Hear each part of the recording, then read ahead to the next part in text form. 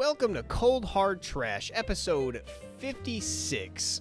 I'm your host, Trashcan Jones. And I'm Breeg, your fellow host. So what do you think of Mountain Monsters? We got to watch a couple episodes of it before we started. You got to watch Trapper, Huckleberry, and the boys get to work. The Ames crew, as they're known. It's pretty cool, and they never caught any You monsters. didn't catch a single one, but they built so many traps. They had so many plans. I mean, they built up suspense. They got a guy named Trapper who isn't the Trapper. No, and he's they the got lead another guy. guy who is the Trapper. I think and his Huckleberry name is- builds the traps, yeah. Or no, Huckleberry's security. I forget who builds the traps. Yeah, security against, the monsters? Just in general, yeah, I guess. He's the guy guns first, you know? He's always got the gun. Mm-hmm. He's got like the best like groomed beard too. It's funny, you know, like they have it's literally just a show about hillbillies who go and find somehow way like crazier hillbillies to like talk to about these things. Episode 1 opens up with them walking up to this guy named like Shoeless Jim or something. It's like Shoeless Terry, yeah, the hermit. Shoeless Terry. And his title underneath his name is Shoeless Hermit. Yeah, and he just walks him out to the woods like, this is where I saw that devil dog. And he was right out here with eyes red like the devil. My blood run cold. And they just keep panning down to the fact that he's not wearing shoes. Just, I guess, because even to them, that's crazy. But, like, it's... They bring it out. They're like, wow, impressive. But they're interviewing this guy as if he's an expert. Like, they're like, all right, we need your witness testimony. Shoeless Terry who just walked out of the woods. Because you brought it up, too. They interview all these people on, like, there's the side of the road or wherever. Like, Shoeless Terry, I believe, just walked out of wherever they were about to show him he saw the devil dog. Because it's, like, in the middle of the woods somewhere. Like, yeah, I saw the devil dog here. What were you doing out here, Shoeless Terry? What do you mean? I live here. It's just, where else would a shoeless hermit live? Yeah. Supposedly they did catch a chupacabra once, but it was released by Bigfoot. By Bigfoot. Damn. Yeah, he came in, saved the day for the chupacabra. Makes sense. The Ames crew is always getting themselves into a mess of trouble. A whole mess. Mm-hmm. Yeah, it's a good era of History Channel. Apparently just, in 2024 was their last season. They were going for a long time, Mountain Monsters. We got to see some of their newer stuff. See what Huckleberry and the boys like were up to in the later years. Yeah. Especially Wild Bill, the expert hunter. The one that is that the one where they like asked him to like kind of fired him for a bit?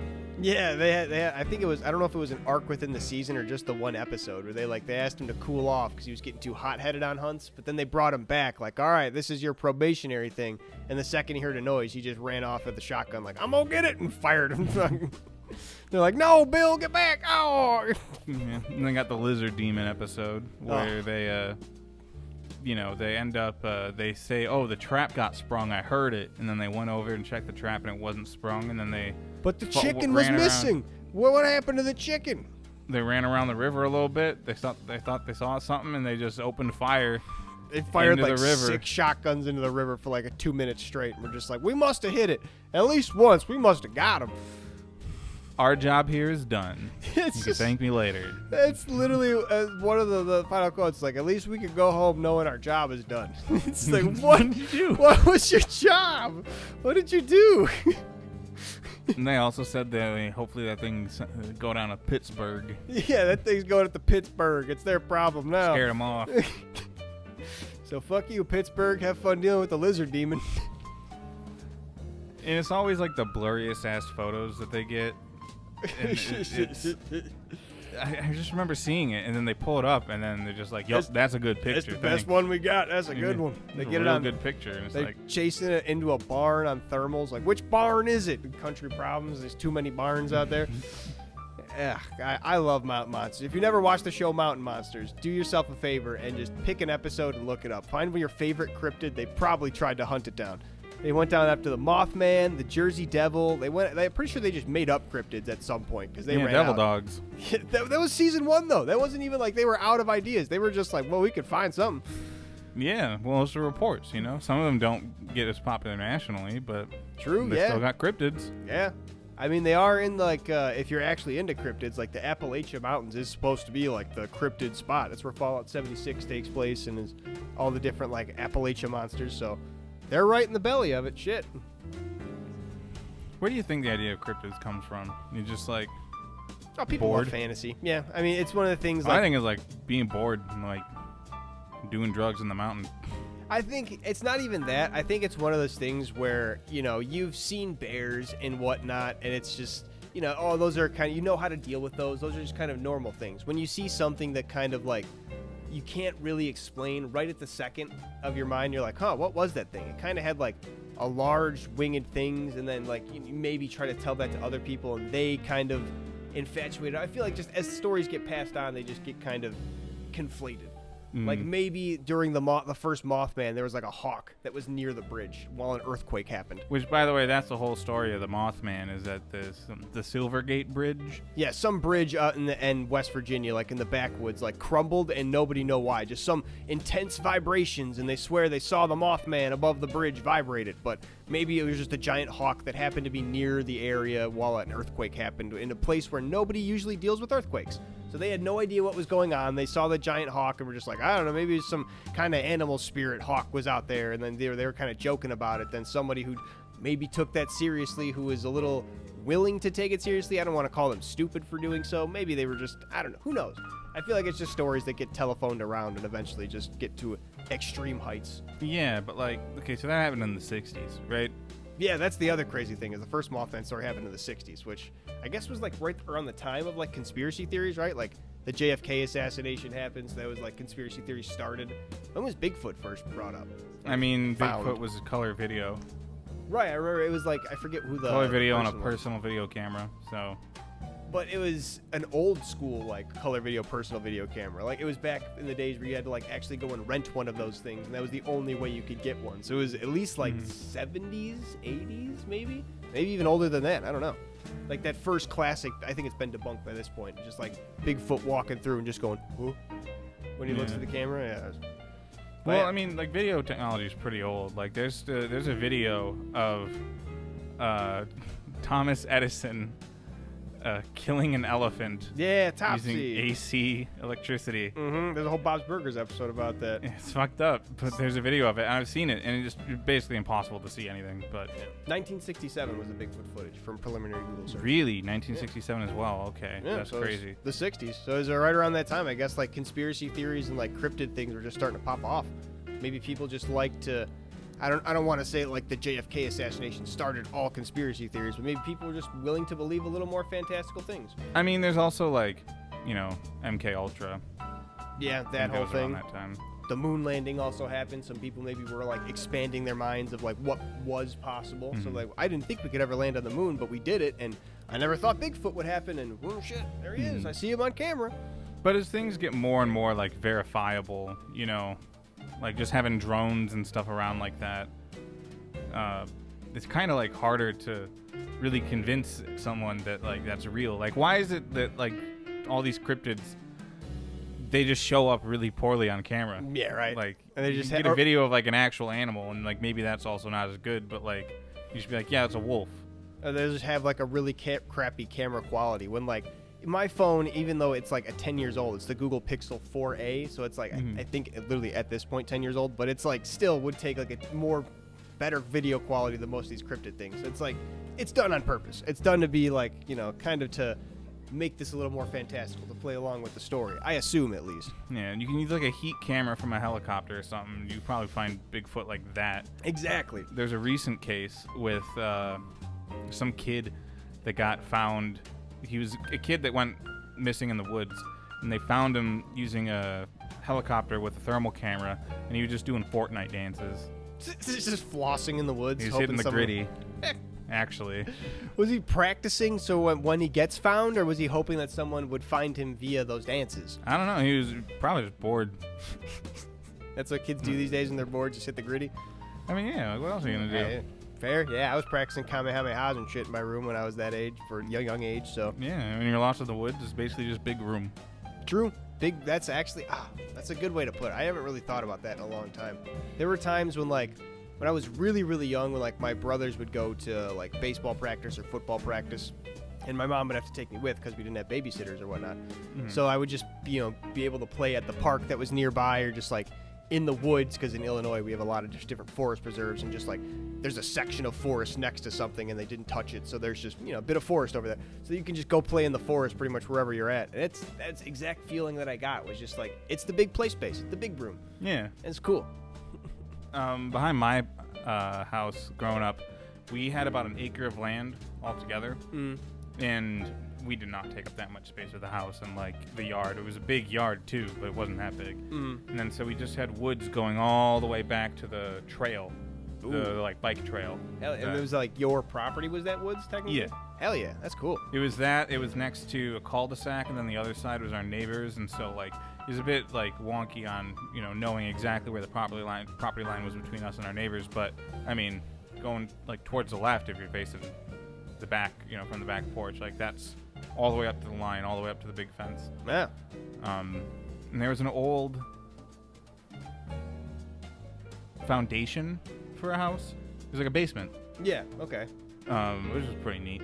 There's like an old Cool little clubhouse that could be just out in the woods. Yeah, bed frame, busted up oven. Oh wow! So like people might have been actually living there at one point. It was like a homeless camp or some shit. I don't know. I mean, sometimes I'd like if I'd not been there for a while, I noticed some things moved around. I'd be like, huh. Oh, yeah. It might not have been the safest thing to play there as a child unassisted. Well, I mean, like not being there for a while is like years apart. Oh, okay. So maybe animals because, also. Like just I'd go there somewhat regularly, and then I'd stopped at one point. All right, that makes sense. When I like stopped hanging out with one of my neighbors. So yeah.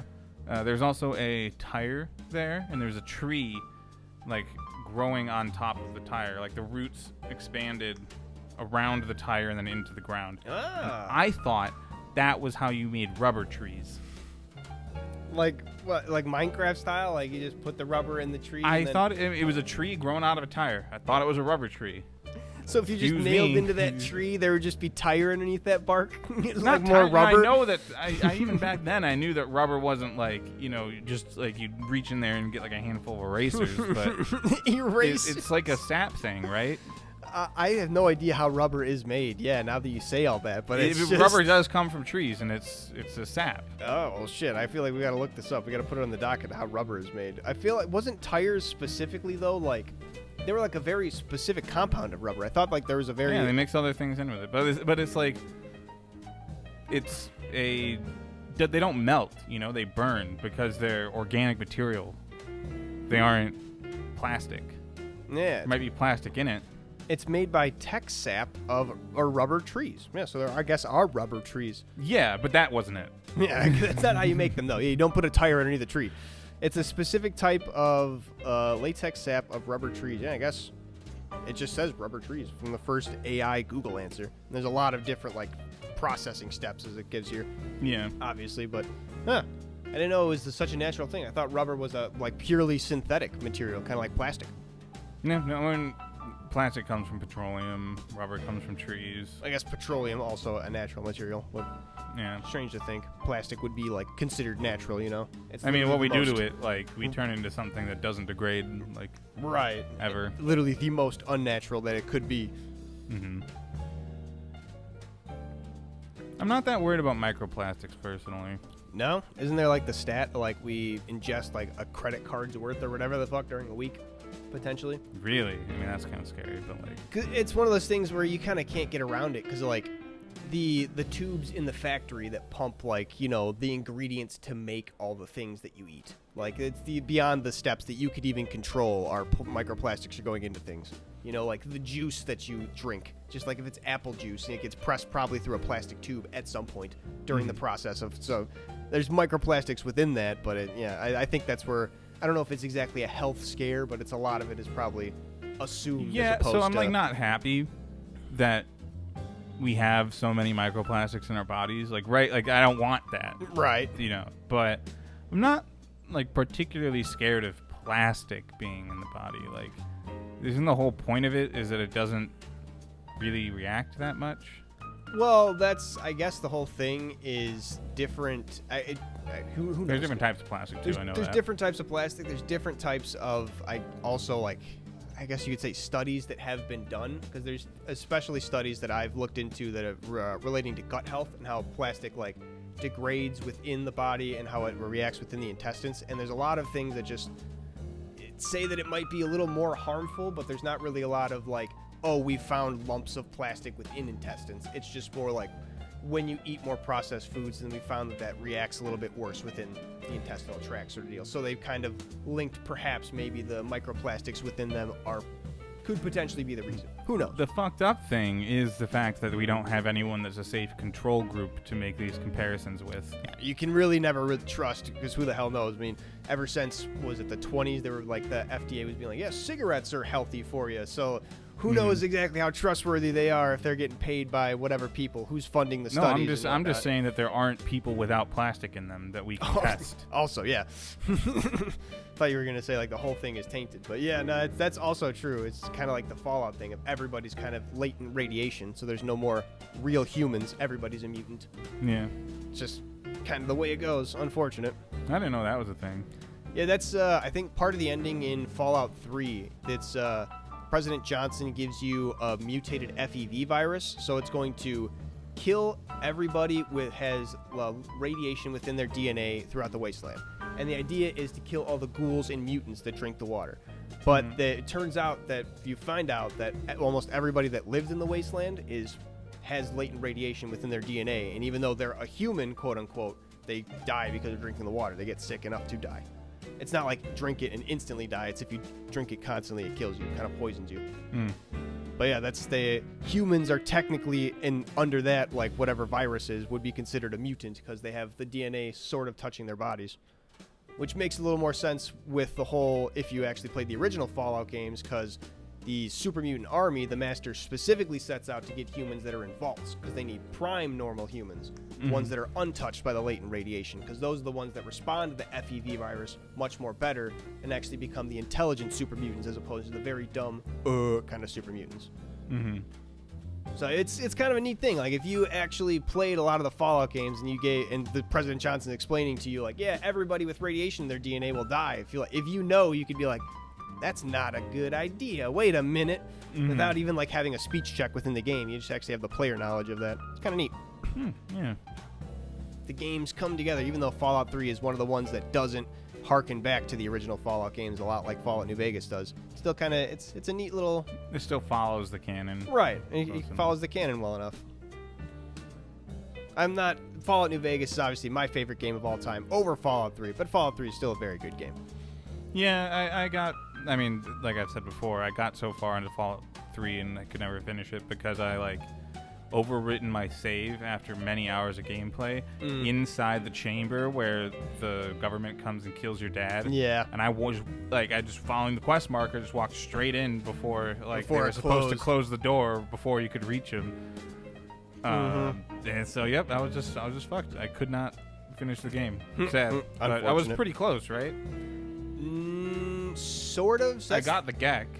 Yeah, that's the thing with Fallout 3 is it's kind of linear with the main quest. If you just do nothing but the main quest, you can kind of finish in like 5 hours. Because there's only like, I haven't played it such a long time, but I want to say there's only like 6 or 7 actual main like quest points, which is a little unfortunate, but like because of the side quests especially you don't get roped into them like automatically a whole lot. So unless you go out and do a lot of your own exploring, you don't see a lot of the Fallout 3 side quests.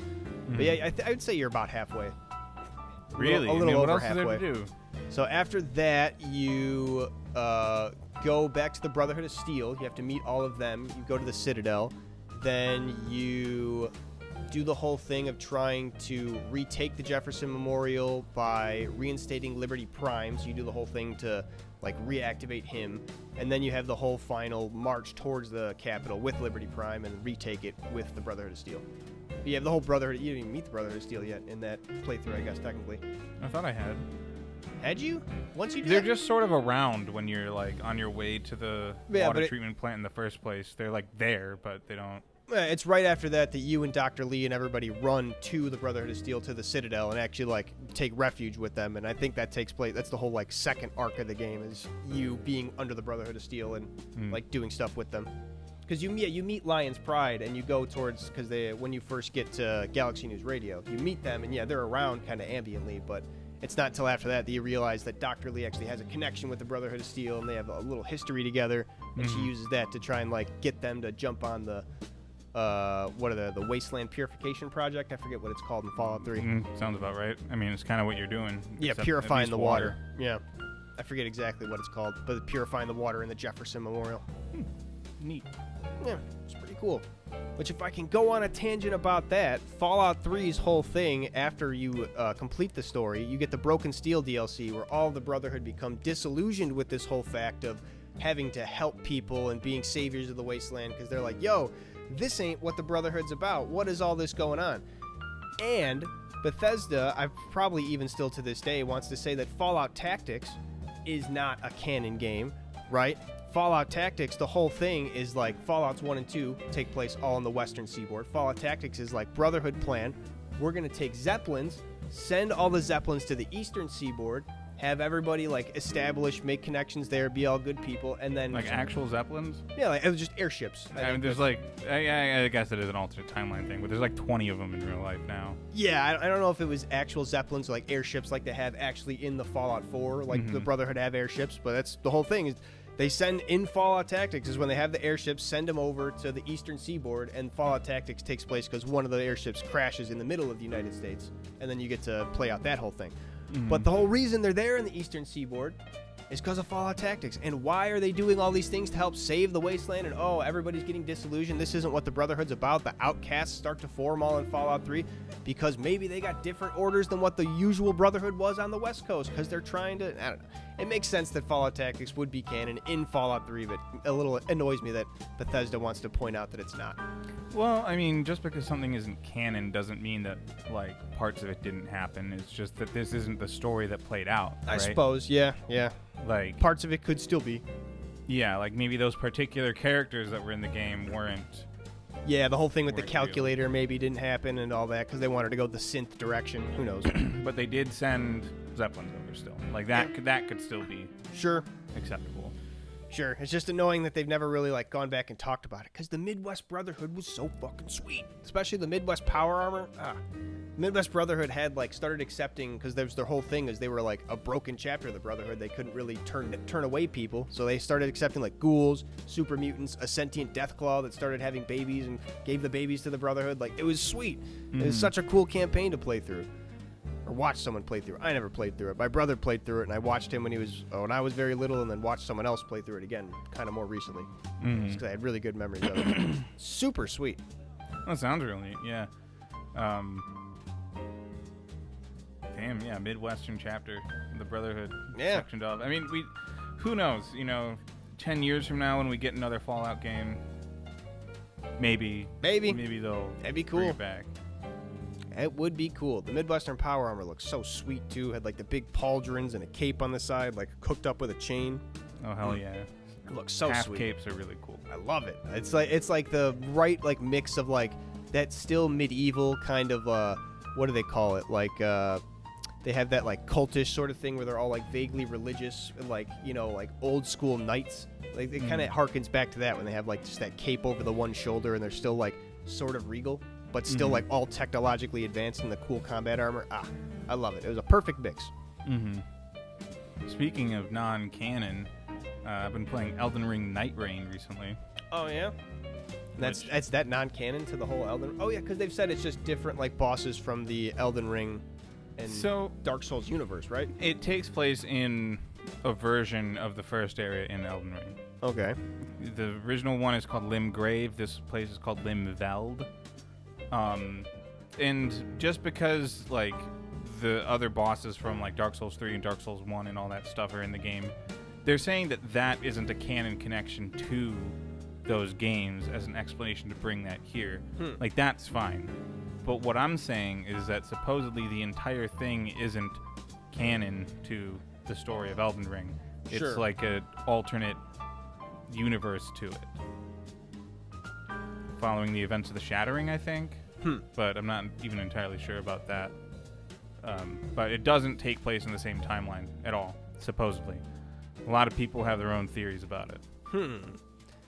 Not in the same timeline, so would it be in like a one that's separate to it, but like just parallel? Like just...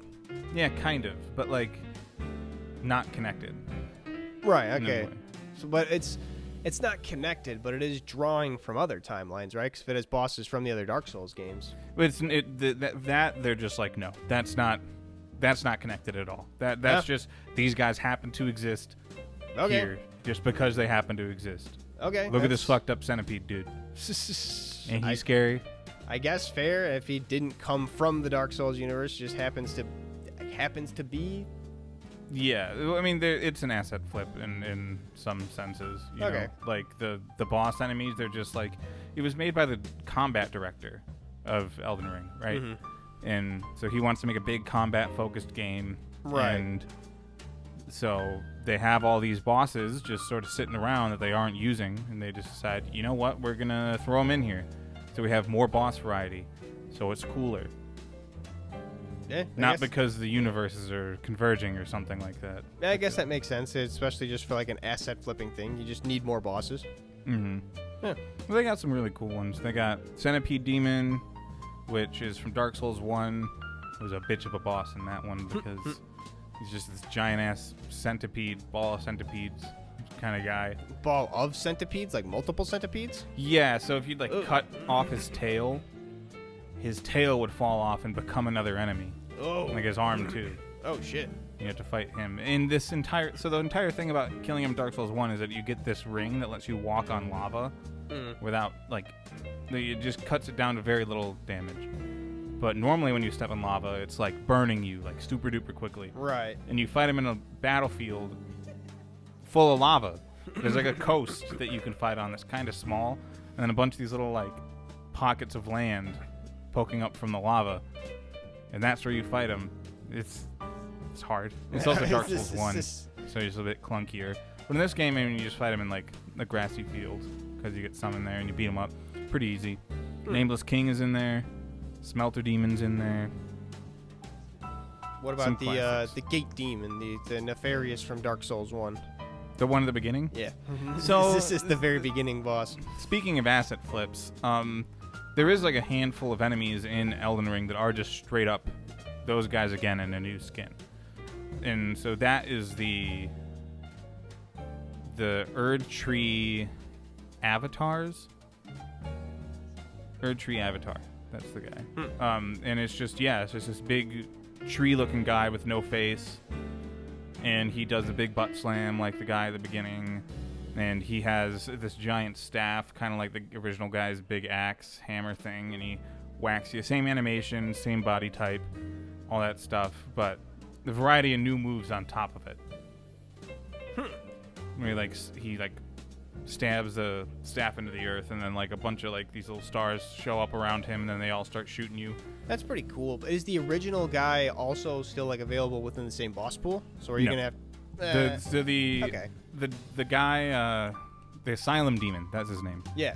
The Asylum Demon is not in any Elden Ring anything.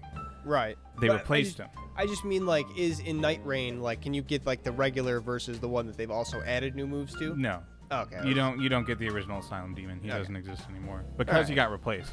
But if these guys didn't get a replacement in Elden Ring, then you could see them again. Someone with a unique moveset. Right. I was just wondering if you would have to like try to figure out the moveset who was on there. Like once you saw him do one move, you'd be like, oh, it's this moveset demon, not the other moveset demon sort of deal. Like you'd have to try and suss it out before you fought, so you couldn't just go in guns blazing. Well, I mean, they kind of had that in the original one, but it's just between different Erd Tree avatars, because in different areas you're gonna find like different elemental versions, I guess. Where like if you go in like the rot place, you're gonna find one that's got rot spells, and like when he does his little butt slam, he like shoots rot everywhere, and if you step in it, then you get infected by it. The rot. There's one in the consecrated snowfield that does a fucking shadow clone of himself, and only one of them actually takes damage. But they both have a full health bar, like the same size. Then does it even like look different? Like can No. you tell it's a shadow? That's You gotta make sure you're hitting the right one by looking at the health bar. That's shit. Yeah, well, I mean, they like to fuck with you, Elden Ring, which I think is charming, personally. But Nightreign, it's cool. Not canon at all. Even though some fans might tend to disagree. Some people are saying it's like after certain endings. But I get the explanation of like, oh, it's an alternate timeline type deal. I'm assuming in the lore, like they failed to actually create the Erd tree in the first place, and so instead of some like blinding light, you know, pushing out the dark and keeping the land safe, you know, still fucked up place. Right. From that, the darkness can come in, and you got these night lords. So you spend 2 days in Limveld, and then at the end of that one, this goop shows up, and you step in the goop, and it teleports you somewhere else. And then you go through a door after, you know, getting your last chance to level up and buy some stuff. You go through the door. You're in like a big like desert sort of wasteland type deal, and then the Night Lord shows up. The Night Lord? Yeah, there's a whole bunch of different Night Lords. There is the Night Lord too, but is there a Day Lord? No. Champion of the sun. That's when they come out with Day Rain.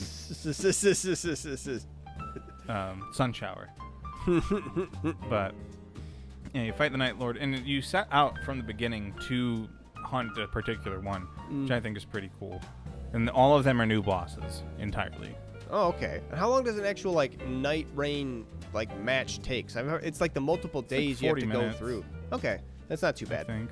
I remember them saying it'd be like multiple days of the thing. So like I was wondering like, is it going to be like a whole like almost campaign that you have to go through, like mini campaign? But it seems like it's a little more free form. When I first started it, I thought it was a lot harder than it actually is. But like realistically, you just got to be like sprinting like all the time. Like you show up, you fight a guy, you just keep going to the next guy. Kick his ass, and as soon as you're done, you go over, grab his shit, level up, you're out of there. You're gone. Gotta get to the next one, yeah. Yeah, because you gotta farm up. You gotta get to level 15. You don't have to, but that's the highest level you can get. Right, and if you're not level 15 at the end, someone else with level 15 is gonna kill you. Yeah, well, I mean, like, everyone sort of gets the same amount of souls, right? The bosses don't have levels. Oh. They're just the guys. Well, if you don't kill any bosses, you'll probably be under-leveled for... I assume there's a final, like, showdown between whoever's left there, right? Is that how Nightreign ends? No, it's all... I mean, it's PvE only. Oh, okay. I thought there was, like, other people that are also... Yeah, okay, PvE cool. only. It's you and 2 others. Neat. And you get all the way to the end. And they have these limited time events, which I think is really neat. And I think this speaks to the idea where you get like a game at full price at launch, like for a reason. And especially when it's an online game, the purpose is to be there when something actually happens. You know, like you're there for the moment. You know, right. You got Mario Kart World like day one to be there for the moment. And then stuff will get cheaper later, or they might. There's also like a thing with like video game skins where I'm like, I don't really care if they re-release something that was supposedly going to be limited time at first, because you still got the value out of having it when it came out the first time. You were there for the moment. That's the extra cost. I guess, but that moment also being solidified in time comes with that. So if like you got a rare skin for the event and then they just like, oh yeah, we're going to release that skin so everybody could have it afterwards. It's like, well, at least put a badge on mine. So like I was the actual guy that got it. You had it for all that time. But that's not even the point that I'm getting at. The point is that they have these limited time events in Elden Ring, Nightreign, called Everdark Sovereigns. So there are like 7 bosses for you to hunt in Nightreign. And they're doing these 2-week rotations where they give each one of those bosses a 3rd phase. And then they take it away after 2 weeks and give you a new boss with a 3rd phase. They do have DLC coming out this fall too. What do you mean by a 3rd phase? Do most bosses only have 2 phases? Kinda, yeah. And it's not exactly a 3rd phase, but it's like it's a big souped up version, new animations, new attacks, more intimidating, and you get to, you know, fight the original one first, get a handle of what they're gonna do, and then the Everdark Sovereign is just like, we're amping this shit up to like 11, and there's like all these crazy new moves that you got to deal with, like Kamek sprinkling over in Yoshi's Island, just like and now you're gonna deal with the super version. Yeah. I beat one Everdark Sovereign, but I didn't even really do it. So there's this thing, the Gaping Maw, or Gaping Jaw, one of the two. Maw sounds more familiar, or more apropos, like monster. Named Adele, the Baron of Night. And it's a dragon, except instead of having like eyes and stuff, his face is turned sideways. And his big ol'... So he's like what, the eyes are on the side? I don't even think he has eyes. Oh. So he's just got a sideways head. So like it Yeah, comes just up like ends this up way, but instead of being like big this, mouth. he's like this. Really, really big mouth. It's like much longer than you'd expect from a dragon. Like Ugh. What's that Pokemon that has the big long mouth like that? Mawile. Yeah, does he just look like that? I mean, kinda, but take the big thing in the back, turn it sideways, and put it there at the front of a dragon. Yeah. He has plenty of moves where he like opens up the maw almost and like entirely and like runs at you and grabs you, chomps you, and then throws you down. Ugh. But that animation, I don't know if it was animation that was bugged or just something else. But my character was caught into that grab. But my character model wasn't in his mouth. It was like separate. It was like half a football field away, getting shaken around and stuff like that. And then he threw me under the map. So yeah, obviously it was, I don't know, it was like some... Definitely wasn't right. It wasn't right, like some, whatever your position coordinate would have been overlapped with whatever, like in the code of the game, so you just got like snapped. Yeah. I don't know. I just imagine like something along the lines of like pen and coec of the QPUs of like it's lining up somehow in this way in the parallel universes, so you got. I think it was like I got hit by the grab and I also got like smacked or something like far away. Oh, so you got launched and also grabbed at the same time? And then where I landed is when it put me back into the grab. And then it shook me around, put me underneath the map. And that sucked. My teammates still beat him, so I got the rewards. But I was like, well, I didn't fight him. I didn't win. even do anything. Aww. So I was just running around underneath the ground, trying to find my way back up. There's like a part where, you know, there's all the sand and stuff going, and then there's a part where like one of the sections of sand like dips down, and the other sand, like this is just talking about like a map design, right? Right. So two different pieces of ground, and one of it sort of dips down, and then another one is like over it. So maybe like an entire character model's worth height. Bless you. Thank you. So I tried to get up onto that and think maybe if I can get up onto that little piece of land, I can just walk up through the ground. It'd be all good. Right. I got struck by lightning. Oh, while under the ground? Yeah. What? Like some Guardians from the Halo shit and just fucking lasering you while you're on the map? Yeah, so I died. And you just get knocked, right? And then you're like stuck there on the ground. You need to wait for someone to revive you. Right. And then my team won. Oh. While you were down?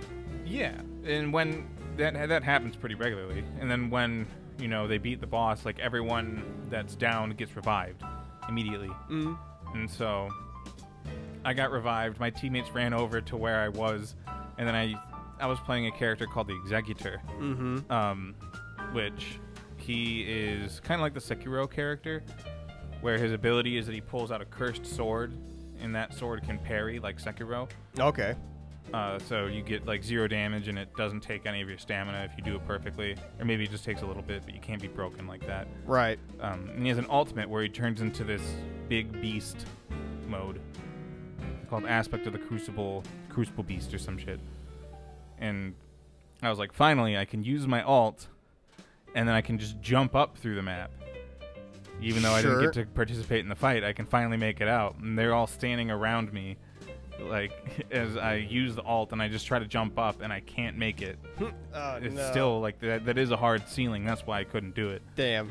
And you just see my stupid little dog head just, like, popping up from under the sand, like... You're a winner. That's the face of a winner. Yeah, I don't know. I spent my points that I got from that all the same. Like, what am I going to do not? But they got a new Everdark Sovereign right now, and I'm hoping I can beat him up, too. And, like, actually beat him up. But I wasn't even able to beat the base version of him yet. I only fought him once. Fulgor, he's like a centaur guy missing an arm. And in the Everdark Sovereign version, he has the arm back. Gets it back. That's sweet.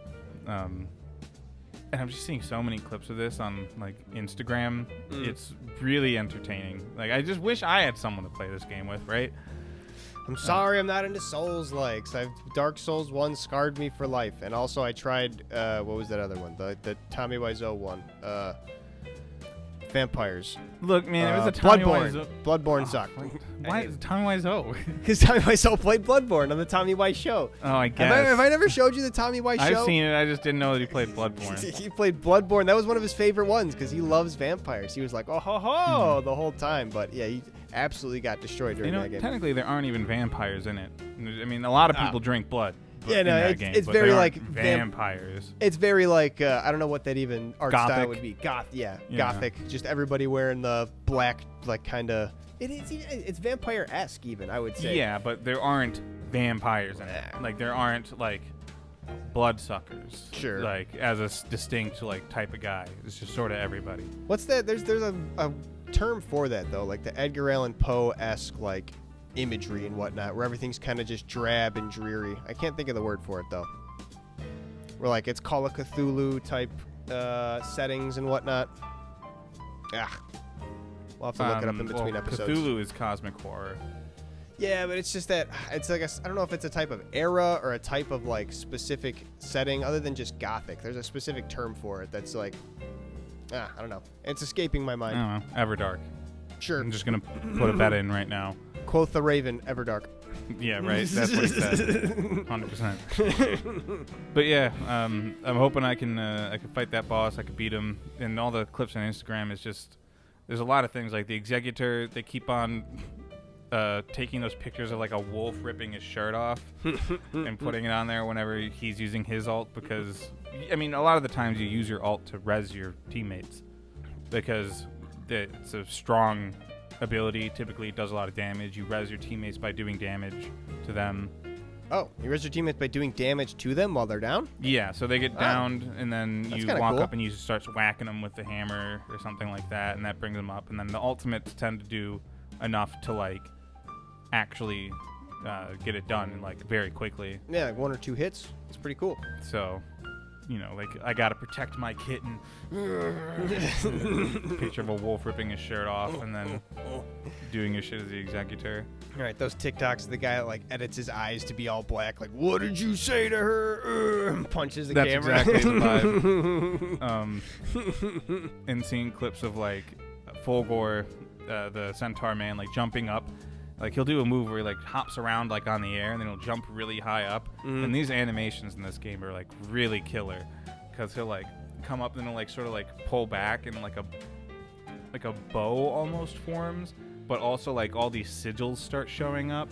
Oh, like around it. It's really really cool looking. Yeah, I was gonna say, it looks keeps wild. on building and getting brighter and stuff like that.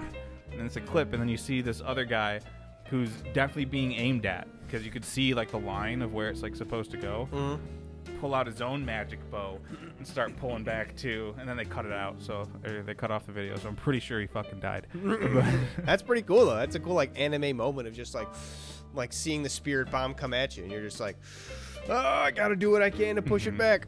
There's a lot of really cool like anime type moments that happen in this game, which I think is kind of what the point was all this entire time. Yeah. The first character you get, Wilder, he's like a medium-sized knight. He wields great swords and a great sword in one hand, and he starts with the parrying shield. And he has like this hook shot thing on his arm, so he can shoot out a hook, and it'll pull him forward if it hits terrain. If he hits a small enemy, it'll pull them to him, and if it hits a big enemy, it'll pull him to them. Oh, okay. You gotta be careful when you're using it. Yes. And then his ultimate is this like explosive shot in the hook shot thing. So if you hit it just like really short, like once, right, he'll do like a boom, like a punch with it, and then it'll like push him back.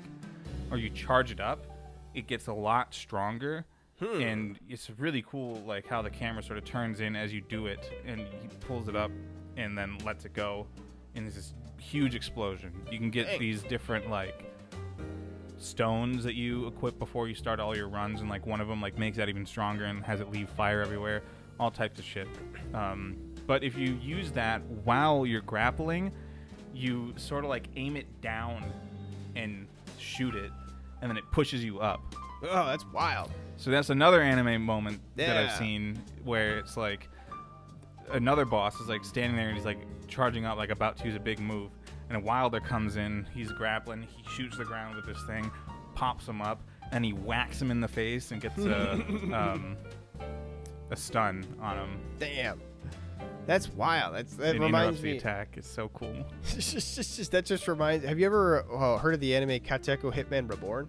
Mm-mm. It was kind of a big shonen one. I want to say back in like 2010, I think is when it had like its peak. I don't remember exactly.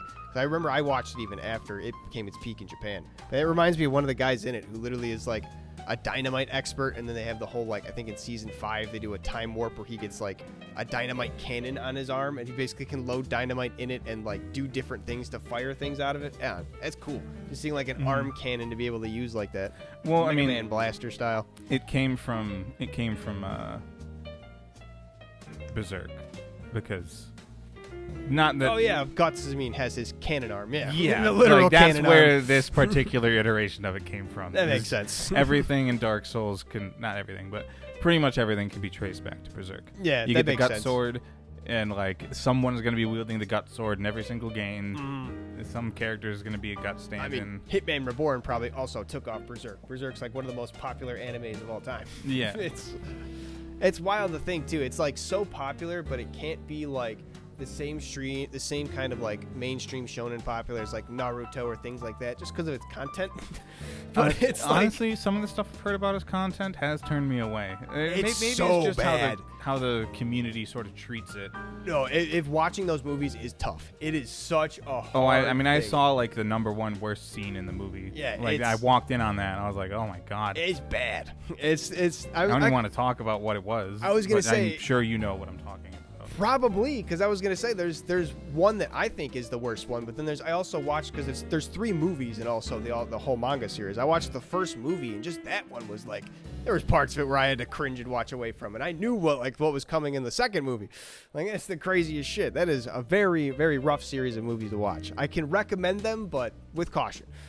Yeah, because Guts real. is such a good character as far as I could tell, and like they are some real ass movies. Like there's no punches pulled about any bit of life. It's crazy. Mm-hmm. You want people with like actual problems, actual trauma. That's some real shit in there, front to back. Ugh. And then also a bunch of anime logic to boot, with like Guts with a cannon arm, which is pretty sweet. Yeah. pretty not sweet how he lost it, but pretty sweet afterwards. But if you know me in real life, please get Elden Ring Nightreign so I can play with you.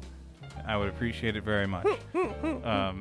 Aside from the characters that I mentioned, the Executor and and Wilder, you also got Guardian, who is a eagle man. Oh, he has a hawk eagle face. Eagle head, yeah, nice. All right, Yeah, I like he's that. got 2 wings. One of them's broken. Ooh, that's pretty cool too. The Sephiroth style, one-winged angel. Oh, he has both of them. One of them's just fucked up, Well, yeah, but it's I still mean, there. still, that's Sephiroth's the same way, right? He has the one cool wing and then one just like the fucked up wing. Yeah, I thought it was missing, but I'll take a close look at Sephiroth. Wow. But his ult is that he'll like fly up into the air only so far, and then do like a movement and then slam back down. Instant res everyone. Love playing that character. He's also really good at blocking with a shield. And there's the Recluse, which is like the magic user, and she'll like pick up these like magic affinities and stuff from like people using them near her, and then she'll get like these special spells she can use. Real cool. There's the I forget the name of this guy, but he's basically just a barbarian. His ultimate is that he pulls up, like he just slams on the ground, and then a big gravestone pops up. Get to hang out on the big gravestone, gives you damage boost if you're near it. Oh, all right. I thought it was just gonna be like an AOE, like you can kite Raider. people with that or something. His name is Raider, and it does hit people. It does stun. Like if you get like an enemy to charge into it, they'll hit it and they'll go. Oh, my head and bonk. There's Revenant, which From Apex? no, but maybe I don't know. All the characters in all the games before this were like exactly 5'7" or 5'9". I forget which one of them, but they are of a certain height. Is that just like game mechanic wise, so like dodging and everything goes as slickly as possible? Yes, but in this game you get different height characters. First of the series. Okay. Does that actually change things? Do you get like a little bit longer of a dodge with taller characters, but it's slower? I don't think that changes as much as the fact that every character is its own class. And the height probably does affect it, but you don't get to choose like your class and your height. each class is like a dedicated character with a height and size and stuff. And Revenant is tiny. Revenant is like 4 foot nothing. And she like is a summoner, and a lot of people enjoy having her wield very big weapons. It's just a tiny person wearing giant. Yeah. Just like is a small lady in all white, just having like this ginormous hammer that is like 4 times her size. Tinkaton bonk. Pretty much, yeah.